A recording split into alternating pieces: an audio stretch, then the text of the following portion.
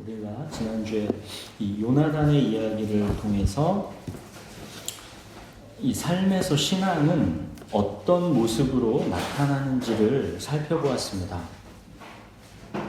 하나님의 공동체가 이 의욕과 열정이 없이 무기력하게 머물러 있는 상태에서 이 신앙인은 건너가자라고 하는 사람이랬죠. 삶에서 어떤 상태에 있는 것을 그럼 머물러 있는 상태라 했습니까? 언약 백성인 자기 자신의 신분이 세상 사람들과 아무런 차이가 없다라고 보는 것입니다. 세상 사람들의 삶의 방식을 그대로 따라가면서 세상과 똑같이 살아가는 것입니다. 세상이 갖고 싶어 하는 것을 똑같이 열렬히 갖고 싶어 하고 세상이 두려워하는 것은 또 똑같이 겁먹고 두려워하는 것입니다. 형식적인 종교의 모양 이외에 본질적인 삶의 방식에 있어서는 세상과 똑같은 것, 이것이 머물러 있는 상태입니다. 요나단은 바로 이러한 공동체에 침체된 현실을 뚫고 돌파하고자 하는 믿음의 열정이 있는 신앙인이었죠.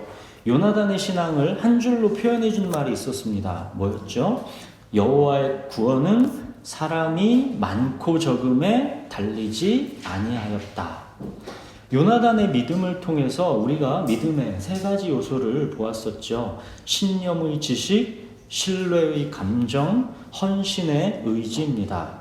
인격의 세 가지 요소인 지, 정, 의가 믿음에는 동반될 수밖에 없다라고 했죠. 왜냐하면 믿음은 하나님과의 인격적인 관계에서 나오는 것이기 때문입니다. 성경은 이렇게 하나님과의 친밀한 관계에 의해서 나타나게 되는 신념, 신뢰, 헌신을 믿음이라고 하는 것이고 바로 이 믿음으로 사는 사람을 신앙인이다 라고 하는 것입니다. 이번 주에는 지난주와 대조적으로 삶에서 그럼 종교는 어떤 모습으로 나타나는지를 사울의 이야기를 통해서 살펴보겠습니다. 이 사무엘상 24장은 이렇게 요나단과 사울을 대비시켜서 보여줌으로써 신앙과 종교가 어떤 차이가 있는지를 보여주는 것이고 왜 사울이 하나님의 마음에 합하지 않았는지를 보여주는 것입니다. 우리 본문을 같이 읽겠습니다. 오늘 본문은 14장 16절부터 52절까지인데 23절부터 35절까지만 읽겠습니다. 우리 23절부터 35절까지 우리 번갈아 읽겠습니다. 여호와께서 그날에 이스라엘을 구원하심으로 전쟁이 베다웬을 지나니라. 그날에 이스라엘 백성들이 피곤하였으니 이는 사울이 백성에게 정리하여 이르기를 전혀 곧 내가 내 원수에게 보복하는 때까지 아무 음식물이든지 먹는 사람은 저주를 받을지어다 하였습니다. 그러므로 모든 백성이 음식물을 맛보지 못하고 그들이 다 숲풀에 들어간즉 땅에 꿀이 있더라. 백성이 숲으로 들어갈 때에 꿀이 흐르는 것을 보고도 그들이 냄새를 두려워하여 손을 그 입에 대는 자가 없었으나 요나단은 그의 아버지가 백성에게 맹세하여 명령할 때 듣지 못하였으므로 손에 가진 지팡이 끝을 내밀어 벌집에 꿀을 찍고 그의 손을 돌려 입에 대니 댐에 눈이 밝아졌더라. 그때에 백성 중 한 사람이 말하여 이르되 당신의 주인이 백성에게 맹세하여 범인이 말씀하시기를 오늘 음식물을 먹는 사람은 저주를 받을지어다 하셨나이다. 그러므로 백성이 피곤하였나이다 하니 요나단이 이르되 내 아버지께서 이 땅을 곤란하게 하셨도다. 보라, 내가 이 꿀 조금을 맛보고도 내 눈이 이렇게 밝아졌거든. 하물며 백성이 오늘 그 예적에서 탈취하여 얻은 것을 임의로 먹었더라며 블레셋 사람을 살육하니 더욱 많지 아니하였겠느냐. 그날의 백성이 믹마스에서부터 아얄론에 이르기까지 블레셋 사람들을 쳤으므로 그들이 심히 피곤한지라. 백성이 이에 탈취한 물건에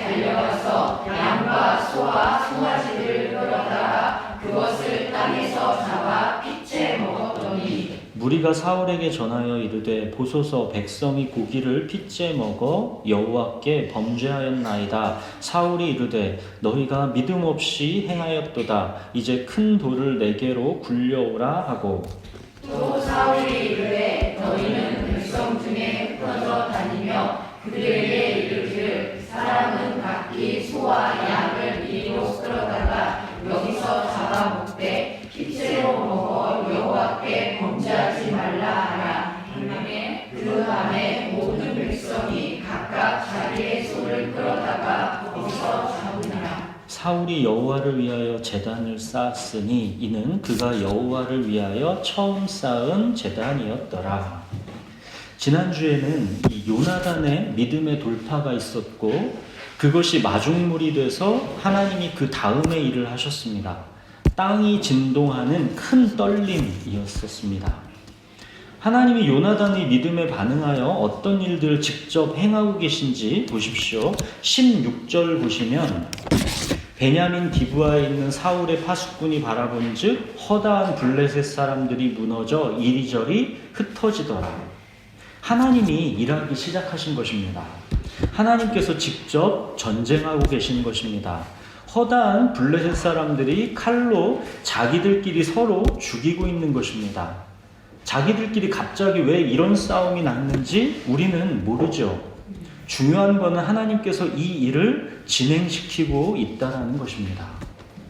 이것이 갑자기 무슨 일인가 하면서 이 사울 쪽 진영이 부산합니다. 블레셋 군대가 뭔가 막 쓰러져 가는 게 보입니다. 사울은 이걸 보면서도 아직 반신반의합니다. 지금 그렇다고 쳐들어가자니 아무래도 아직은 위험해 보입니다. 블레셋 군대는 그만큼 강적이기 때문입니다. 사울은 여전히 눈에 보이는 자원에만 의지하는 사람입니다. 계산을 해보면 아직도 막상막하라 섣불리 공격하면 안 될 것 같은 그런 느낌인 것이죠. 여호와의 구원은 사람이 많고 적음에 달리지 않았다라는 이 요나단과는 결이 한참 다른 그런 사울입니다. 사울은 계속 사람의 많고 적음만 계산하면서 승산을 따지고 있는 것입니다. 하나님의 전쟁이 이미 시작되었는데 이러고 있는 것입니다. 이 상황에서 사울이 하는 일을 보십시오. 18절 사울이 아히야에게 이르되 하나님의 궤를 이리로 가져오라 하니 그때 하나님의 궤가 이스라엘 자손과 함께 있음이니라. 언약궤를 가져오라고 하죠. 제사 드리겠다라는 것입니다. 언약궤를 승리의 도구로 이용해서 전쟁에 참여하려는 것입니다. 홈리와 비나스가 언약궤 이용해서 승리해 보려다가 언약궤도 빼앗기고 전쟁에서 죽었던 거를 사울은 알고 있었을 텐데 그냥 사울은 계속 종교인의 모습만 보여주고 있습니다. 하나님의 전쟁이 이미 시작되었는데 빨리 참여해서 승리를 쟁취해야 하는 타이밍에 사울은 이렇게 미적거리고 있습니다. 하나님의 뜻을 지연시키고 있습니다. 사람의 많고 적음이 아직 사울에게 계산이 안 끝난 것입니다. 근데 19절 보십시오. 사울이 제사장에게 말할 때에 블레셋 사람들의 진영의 소동이 점점 더한지라 사울이 제사장에게 이르되 내 손을 거두라. 이게 뭔 말이냐면 제사를 드리려는 중에 상황을 보니까 이제 사울의 계산이 끝났다라는 것입니다. 블레셋 사람들의 진영의 소동이 점점 더해지면서 이길 수 있다라는 계산이 사울에게 섰다라는 것입니다. 그러니까 사울은 바로 이제 드리려고 했던 제사를 갑자기 멈춰버립니다. 애시당초 사울에게는 제사 자체가 그냥 형식적인 거에 불과했던 것입니다. 자기 계산이 서니까 제사는 자기 멋대로 또 멈추고 행동에 나섭니다. 그냥 예배가 항상 자기 입맛대로인 것입니다. 이 전형적인 종교인의 모습입니다. 하나님은 그냥 나를 위하여 나를 인도할 신에 불과한 것이죠. 종교인에게 제사는 또 종교인에게 예배는 그냥 형식적인 것에 불과한 것입니다. 종교인에게 있어서 예배는 내가 하나님께 내 할 도리는 했다라는 이 적당한 심리적인 위안만을 줄 뿐이고 본질적인 믿음으로 하나님께 나아가서 경배하는 게 아닌 것입니다. 언약궤를 가져와 제사를 드리면서 뭔가 하나님을 의지하려는 모습 같아 보이지만 전혀 하나님에게는 마음이 없는 것이죠. 계산은 자기가 다 합니다. 자기 눈에 계산한 게 정답인 것인지 정답인 거지 보이지 않는 하나님의 계산은 전혀 고려 대상이 아닌 것이죠. 사울이 이제 자기 눈으로 보니까 블레셋 군대가 흩어지는 꼴이 이제 자기에게 승산이 있어 보이는 것입니다. 사울의 계산이 끝난 것입니다. 요나단의 신앙은 한 줄로 요약한 게 뭐였습니까? 여호와의 구원은 사람의 많고 적음에 있지 않다. 이거였죠. 그러나 사울을 보시면 이렇게 항상 사람의 많고 적음을 계산합니다. 인간의 상식만을 의지합니다. 상식에 납득이 되어야 현실적인 계산의 수지가 맞아야 비로소 움직이는 것입니다.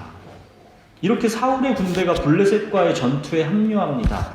23절 보시면 여호와께서 그날에 이스라엘을 구원하심으로 전쟁이 베다웬을 지나니라.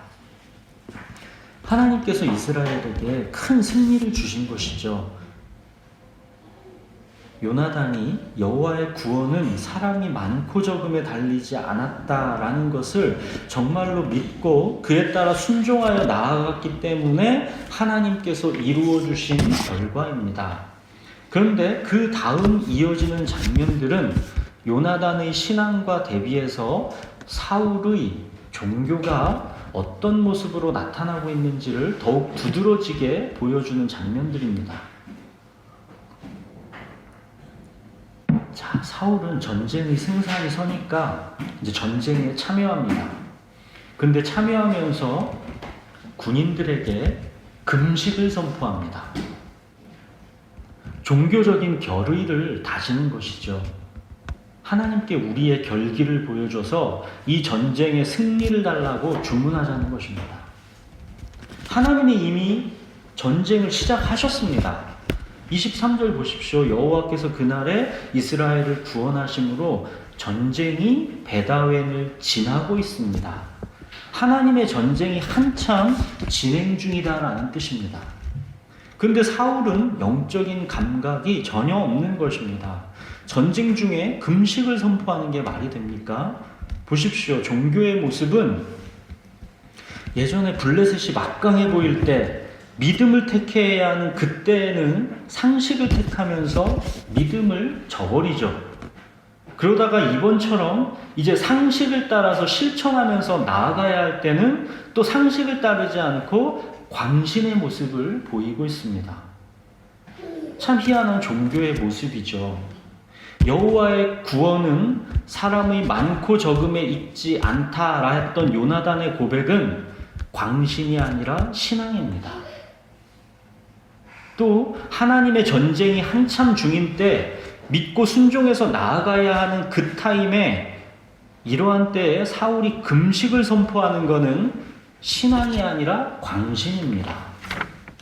핵심은 그가 계신 것을 정말로 믿고 하나님만을 의지하느냐 아니면 하나님을 내 행복, 내 성공의 도구로 이용하느냐 그 차이입니다. 광신은 믿음이 아닙니다. 믿음에는 반드시 세 가지 요소가 함께해야 한다라고 했죠. 신념의 지식, 신뢰의 감정, 헌신의 의지. 근데 사울이 보여주고 있는 이 하나님의 전쟁이 한참 진행 중인 때에 지금 금식 선포, 이거는 신념의 지식도 신뢰의 감정도 없는 맹목적인 헌신의 의지만 있는 상태입니다. 이거는 그래서 믿음이 아니라 광신인 것입니다. 그 헌신의 의지라는 것도 사실은 사람의 많고 적음에 대한 자기 자신의 계산이 섰기 때문에 그 목표를 이루기 위해서 어떤 승리의 도구로서의 헌신이지 하나님만을 의지하는 진정한 헌신과는 거리가 있는 것이죠. 자, 그런데 요나단은 이제 돌격하러 나가 있느라고 금식을 선포한 거를 못 들었지요. 그래서 배가 고파서 꿀을 찍어 먹었습니다. 하도 배가 고팠기 때문에 이 꿀을 조금만 찍어 먹었을 뿐인데 눈이 밝아졌습니다. 근데 사울은 이 백성들에게 전쟁 중에 금식을 선포했으니 배가 고파서 전쟁을 제대로 수행할 수가 없게 된 거죠. 이 백성들이. 더 크게 완전한 승리를 거둘 수 있었던 거를 사울의 불필요한 금식 명령으로 인해서 아쉽게도 많이 놓친 겁니다. 신앙인 요나단으로 인해 시작된 하나님의 전쟁이 종교인 사울로 인해서 지체되고 멈춰버리고 있는 것입니다. 요나단이 이걸 안타까워서 말하고 있죠. 29절 30절 보시면 요나단이 이르되 내 아버지께서 이 땅을 곤란하게 하셨도다. 보라, 내가 이 꿀 조금을 맛보고도 내 눈이 이렇게 밝아졌거든. 하물며 백성이 오늘 그 대적에게서 탈취하여 얻은 거를 임의로 먹었더라면 블레셋 사람을 살육함이 더욱 많지 아니하였겠느냐. 종교는 이렇게 삶에서 하나님의 일하심을 오히려 방해하는 결과를 초래하는 것입니다. 하나님을 위한다고 취하는 행동이 오히려 하나님의 뜻을 가로막는 그런 일들이 삶에서 나타난다는 것이죠. 자, 이제 저녁 때가 되었습니다. 저녁이 돼서 이제 금식 기간이 끝났습니다. 이제 어떻게 됐습니까? 금식 기간이 끝나니까 32절 보시면 백성이 이에 탈취한 물건에 달려가서 양과 소와 송아지들을 끌어다가 그것을 땅에서 잡아 핏째 먹었더니, 너무 배가 고파 있는 백성들이 금식 기간이 끝나니까 이제 닥치는 대로 잡아먹는데 너무 허기진 나머지 짐승의 피를 다 빼내지 않고 먹었다 그러죠. 이건 율법을 어기는 것입니다. 사울의 극단적인 이 종교적인 명령, 금식, 이것 때문에 이 백성들이 지금 율법을 어길 수밖에 없게 된 것이죠. 33절에 보시면 사울이 너희가 믿음 없이 행하였도다 그러고 있죠. 아이러니하게 여기서 사울이 믿음이라는 단어를 쓰고 있습니다. 종교인 사울이 생각하는 믿음의 기준은 매우 율법적이고 형식적인 것입니다. 하나님과의 인격적인 관계에서 나오는 게 아닌 것이죠. 백성들이 어쩔 수 없이 율법을 어겨가면서 고기를 핏째 먹은 거에 대한 사울의 대책은 그래도 매우 합리적으로 보입니다. 어떻게 했습니까? 사울이 큰 불을 마련합니다. 그래서 그 위에다가 짐승을 이제 도살하도록 하죠. 그래서 이제 피를 다 빼내고, 이제 율법대로 피를 다 빼내고 잡아먹도록 그렇게 해줍니다. 근데 여기서 끝나면 좋았을 텐데, 이 사울의 특징을 정확하게 설명해주는 한 장면이 35절에 나옵니다. 사울이 여호와를 위하여 제단을 쌓았으니 이는 그가 여호와를 위하여 처음 쌓은 제단이었더라. 이 좋은 말 같은데 사실은 이런 걸 속담에서 뭐라고 하냐면 떡 본 김에 제사 지낸다, 이겁니다. 자, 큰 바위가 마련됐습니다. 짐승들도 마련되어 있습니다. 군사들이 배고파 있기 때문에 그 짐승들을 잡아서 이제 어차피 잡아서 먹어야 합니다. 제사를 위한 형식적인 조건이 다 갖춰지게 된 거죠. 그러니까 사울은 이참에 제사를 드리는 것입니다. 사울이 드리는 제사라는 것은 가만히 보시면 하나님을 경외함은 전혀 없습니다. 그냥 인간적인 필요가 있고 종교적인 형식만 있을 뿐입니다. 하나님은 그냥 나를 위하여 나를 인도할 신일 뿐입니다. 내가 원하는 타이밍에 하나님은 그때 제사를 받으시면 되는 것입니다. 보시면 항상 사울은 이렇게 예배에 실패합니다. 예배의 핵심은 굴복입니다. 자기의 전 존재를 하나님께 굴복하고 나아오는 것, 이것이 예배의 핵심입니다. 그런데 사울에게 있어서 이 예배라는 것은 항상 자기가 주인된 이 삶의 성공과 행복을 위한 최소한의 도리, 종교인으로서의 세금 납부, 내 아까운 시간과 재물 중에 일부를 마지못해 희생하는 것, 이것입니다. 모양만 예배이지 사실은 예배가 아닌 것이죠. 종교인 사울이 또 어떤 결정을 하는지 그 다음 장면들을 보시죠. 사울이 이 승기를 몰아서 이제 블레셋을 밤새 추격해서 동틀 때까지 진멸하자 그럽니다. 이제 고기도 마음껏 먹었겠다. 이 승기를 놓치지 말고 끝까지 추격해서 진멸하자라는 것이죠. 근데 이번에는 제사장이 끼어듭니다. 하나님께 물어보고 나아가자 그럽니다. 뭘 자꾸 물어봅니까? 하나님의 전쟁을 하나님이 이미 시작하셨는데 열심을 내어 달려가면 되는 것을 왜 자꾸 물어본답니까? 그러니까 이 아이야라는 제사장도 하나님의 뜻을 분별하지 못하는 그냥 종교적인 제사장에 불과하다라는 것을 보여주는 것입니다. 우리들이 지난주에 잠깐 살펴봤죠. 3절에서 이 아이야라는 제사장은 타락한 제사장 비느하스의 손자고 눈이 어둡던 엘리의 증손이다라고 소개되고 있었죠. 그냥 별 볼 일 없는 제사장이다라는 것을 암시하는 대목인 것입니다. 사울이 그래서 이 말 듣고 그게 좋겠다 또 그럽니다. 하나님께 물어보자 그러는 거죠. 그래서 이제 하나님께 물어봤죠. 그랬더니 하나님의 대답이 없습니다. 하나님도 자꾸만 미적거리는 사울에게 그냥 실망해서 대답이 없으신 건데 사울은 그 이유를 자기에게서 찾지 않고 다른 곳에서 찾습니다. 누가 죄가 있나 찾아내자 그러죠. 자기가 하나님께 응답을 받지 못하는 형편없는 사람이 아니라 누군가 다른 죄가 있어서 그런 것이다. 그렇게 함으로써 자기 체면을 세우려고 하는 것입니다. 그래서 요나단이 금식 중에 꿀 찍어 먹은 게 드러나게 되죠. 요나단은 근데 변명하지 않습니다. 그냥 죽겠다라고 합니다. 사울은 자기 체면을 위해서 자기 아들도 진짜 죽이려고 합니다. 44절 보시면 사울이 이르되 요나단아 네가 반드시 죽으리라. 그렇지 않으면 하나님이 내게 벌을 내리시고 또 내리시기를 원하노라. 엄청 극단적입니다. 사울은. 종교인은 필요한 일에 불필요한 일에 이런 식으로 광신적인 모습을 보이면서 극단적인 선택을 하는 경우가 많습니다. 왜냐하면 자기의 목표, 자기의 성공, 자기의 행복, 이게 너무 강렬한 목표이기 때문에 그거를 위해서 필요한 수단에는 항상 광신적인 모습으로 달라드는 경향이 있는 것입니다. 종교인들은 결정적으로 하나님께 무엇이 중요하고 하나님의 마음이 어디에 있는지에 대한 지식이 없습니다.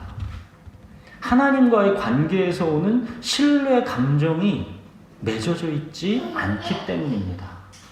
그래서 그냥 자기 자신의 종교적인 만족을 위한 쓸데없는 헌신의 의지만 고집할 것입니다. 그래서 여기에서 광신이 생겨나는 것입니다.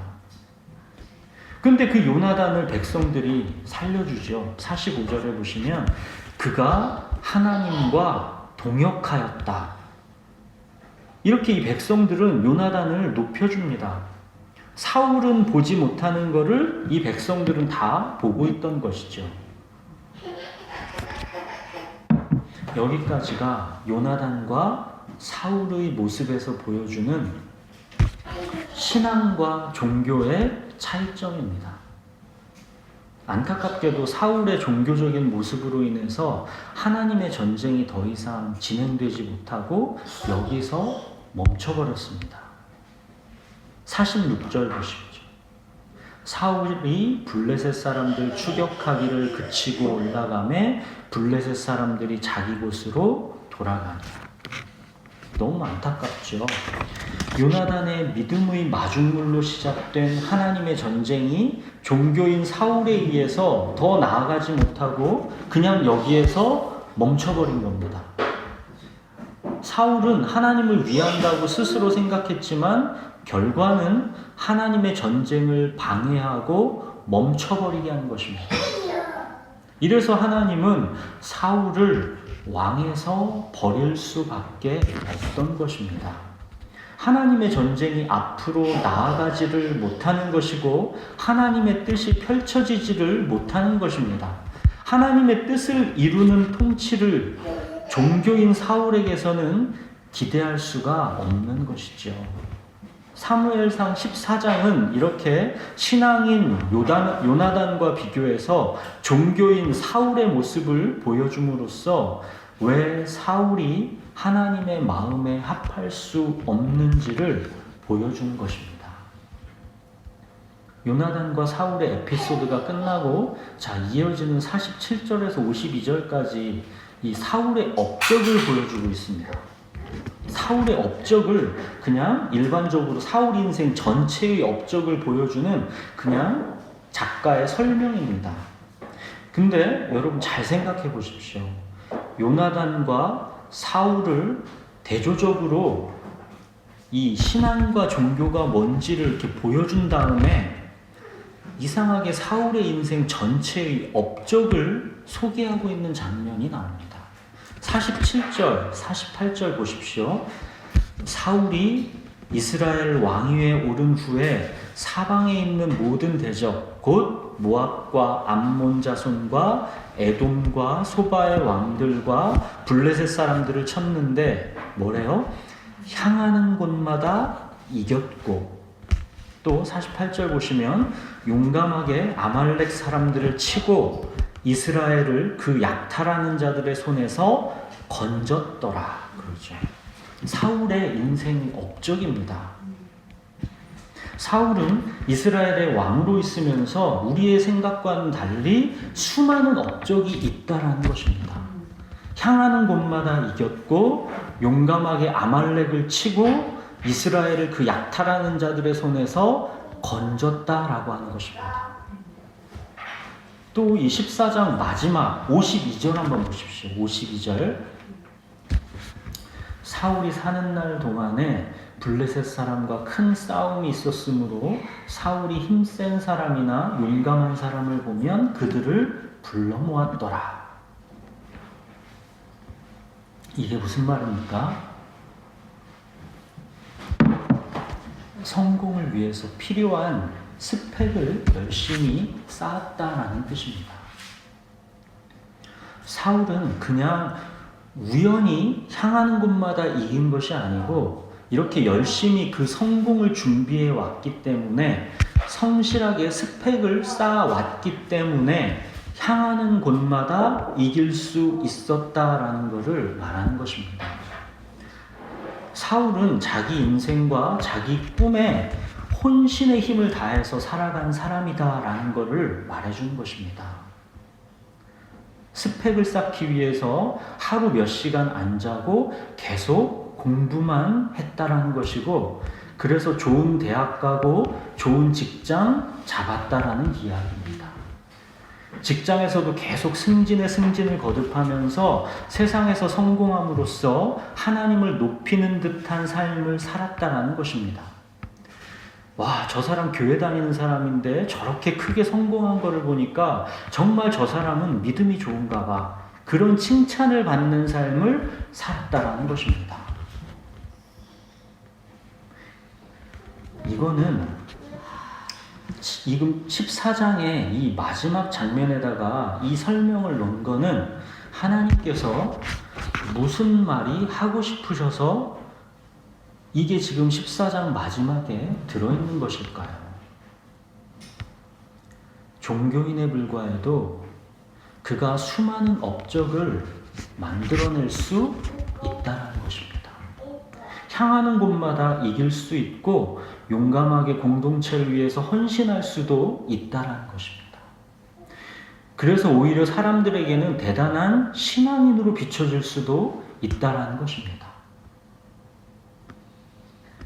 우리는 종교인 계속 부정적으로 얘기와 있으니까 그가 최선을 다해서 열심히 스펙 쌓고 밤새 공부하고 그렇게 해가지고 한 것이 세상에서 아무런 업적도 만들어낼 수 없고 다 수포로 돌아간다라고 그렇게 착각하면 안 된다는 거죠. 이곳 살아가는 이 땅의 원리는 우리가 최선을 다해서 열심히 잠 안 자고 공부하면 그만한 스펙이 쌓아지고 그거에 따라서 성공이 있다라는 것입니다. 성공이 없는 게 아닙니다. 분명히 성공과 업적이 있다라는 것입니다. 그러나 아무리 훌륭한 업적과 성공을 해도 그것이 자기 자신에게 또는 사람들에게 유익을 주었을지는 모르지만 하나님이 보시기에는 아무런 의미와 가치가 없다라는 것을 알려주는 것입니다. 그냥 사울은 사울 자신의 인생을 살았을 뿐이지 하나님께는 아무런 쓸모가 없었다라는 것을 말해주는 것입니다. 사람이 보는 관점과 하나님이 보시는 관점은 같지 않다라는 것을 보여주는 것입니다. 하나님은 외모를 보시지 않고 중심을 보신다라는 것을 보여주는 것입니다. 하나님은 겉모양의 성공에 아무런 관심이 없다라는 것을 보여주는 것입니다. 마지막 이 52절 사울이 사는 날 동안 블레셋 사람과 큰 싸움이 있었으므로 사울이 힘센 사람이나 용감한 사람을 보면 그들을 불러 모았더라. 이 구절, 마지막 구절 한번 잘 생각해 보십시오.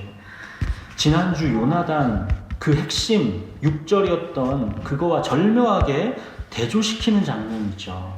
요나단의 신앙, 여호와의 구원은 사람이 많고 적음에 달리지 아니하였다. 이거랑 사울이 힘센 사람이나 용감한 사람을 보면 그들을 불러 모았더라.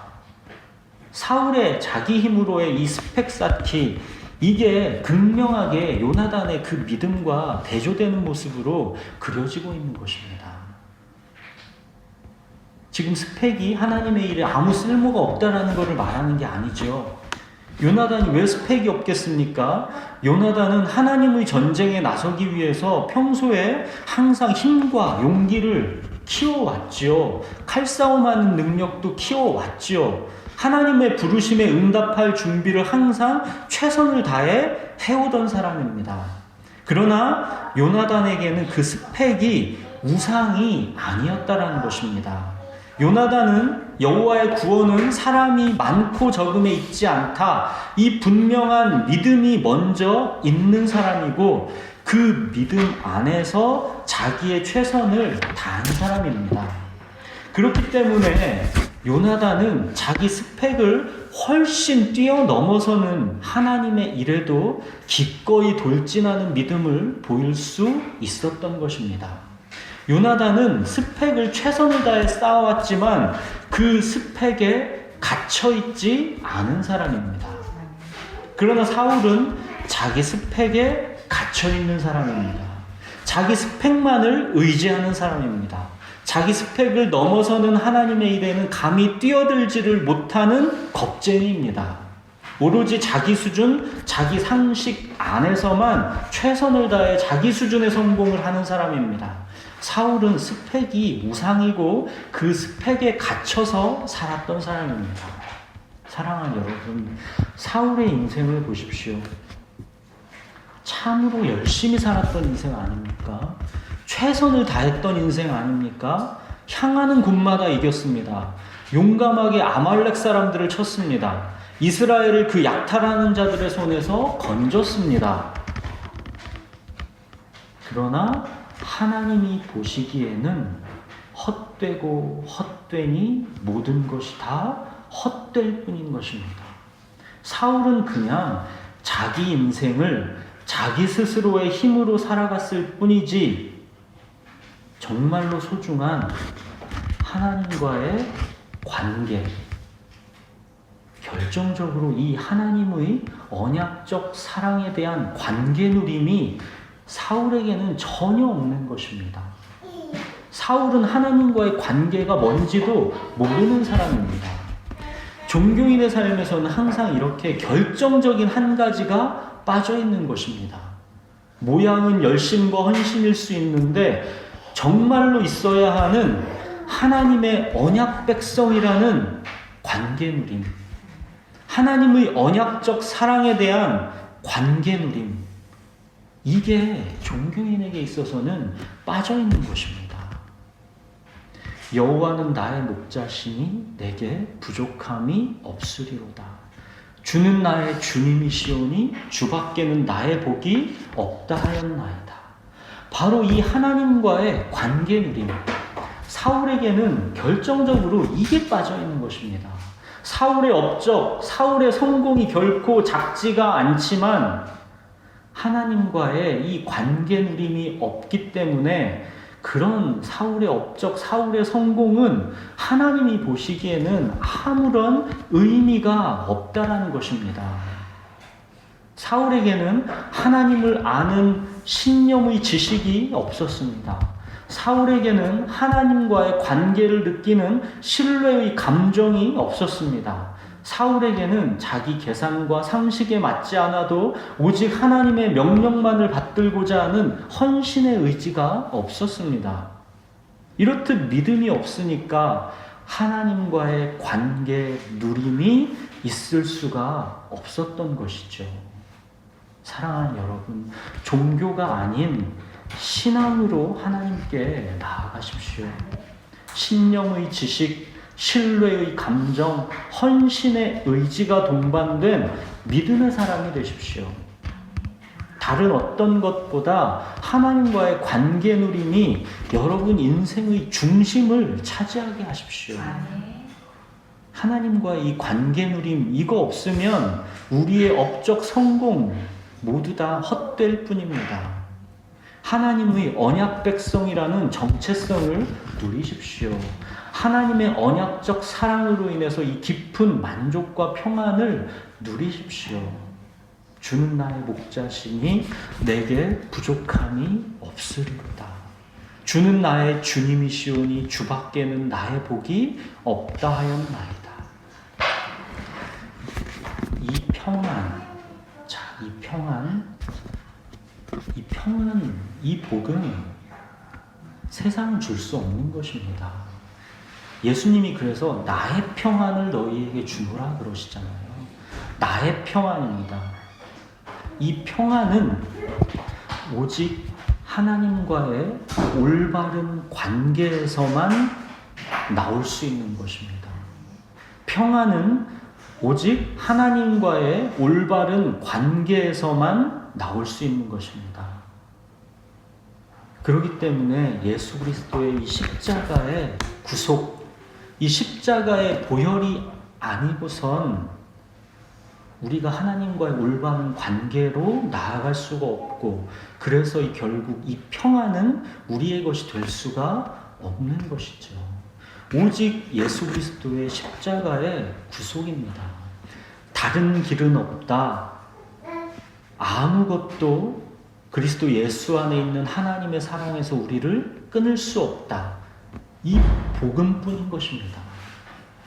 이 하나님과의 언약적 사랑, 이것이 이 복음으로 우리에게 온 것입니다. 이 복을 감사와 찬양으로 항상 고백하시고, 내 삶의 이 순간마다 여러분 안에서 이 감사와 찬양이 생생하게 살아있게 되기를 바랍니다. 우리 같이 기도하겠습니다.